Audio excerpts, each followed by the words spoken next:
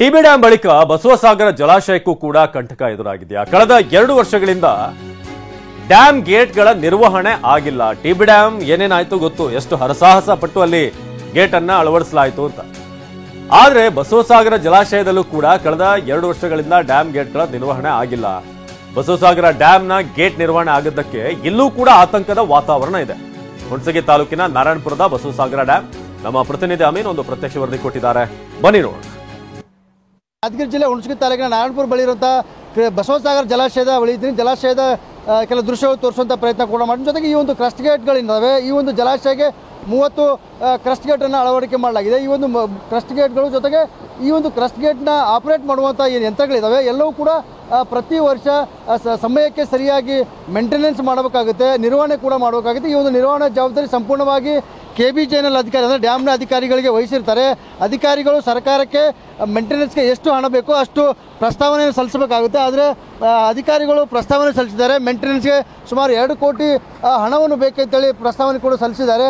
So ಹೀಗಾಗಿ ಸರ್ಕಾರ ಅಳಿದು ತೂಗಿ ವರ್ಷಕ್ಕೆ 63 ಲಕ್ಷ ರೂಪಾಯಿ ಈ ಒಂದು ಗೇಟ್ಗಳ ನಿರ್ವಹಣೆಗೆ ಹಣವನ್ನು ಸಹಿತ ಬಿಡುಗಡೆ ಕೂಡ ಮಾಡಿರುವಂಥದ್ದು.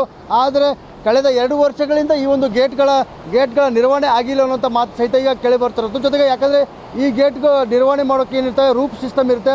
ಆ ರೂಪ್ಗಳನ್ನು ಪ್ರತಿ ಸಮಯಕ್ಕೆ ಸರಿಯಾಗಿ ಗ್ರೀಸನ್ನು ಹಾಕಬೇಕಾಗುತ್ತೆ. ಗ್ರೀಸ್ ಹಾಕಿದ ನಂತರವೇ ಆ ರೂಪ್ಗಳು ಮೃದುವಾಗುತ್ತೆ. ರೂಪ್ಗಳು ಮೃದುವಾದ ಆದ ನಂತರವೇ ಗೇಟ್ಗಳು ಈಸಿಯಾಗಿ ಮೇಲೆ ಕೆತ್ತಬಹುದು, ಜೊತೆಗೆ ಕೆಳಗೆ ಸಹಿತ ಇಳಿಸಬಹುದಾಗಿದೆ. ಆದರೆ ಕಳೆದ 2 ವರ್ಷಗಳಿಂದ ಈ ಒಂದು ಗೇಟ್ಗಳಿಗೆ ಇರುವಂಥ ರೂಪ್ಗಳಿಗೆ ಗ್ರೀಸ್ ಕೂಡ ಏನು ವ್ಯವಸ್ಥೆ ಮಾಡುವಂಥ ಕೆಲಸ ಕೂಡ ಈಗ ಆಗಿಲ್ಲ.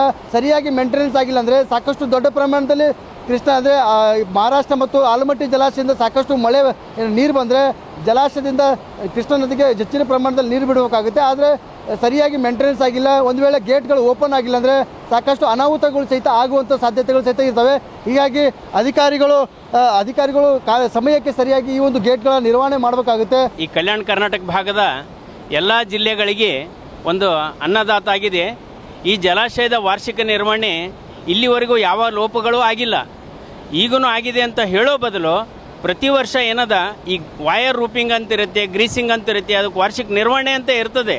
ಆದರೆ ಈ 2 ವರ್ಷಗಳಿಂದ ವಾರ್ಷಿಕ ನಿರ್ವಹಣೆ ಆಗಿಲ್ಲ ಅನ್ನೋಂಥದ್ದು ಕಚೇರಿಗಳಿಂದನೂ ಮಾಹಿತಿ ತಗೋಬೋದು ಅಥವಾ ಸಾರ್ವಜನಿಕ ರೂಪದಲ್ಲಿನೂ ತಗೋಬೋದು.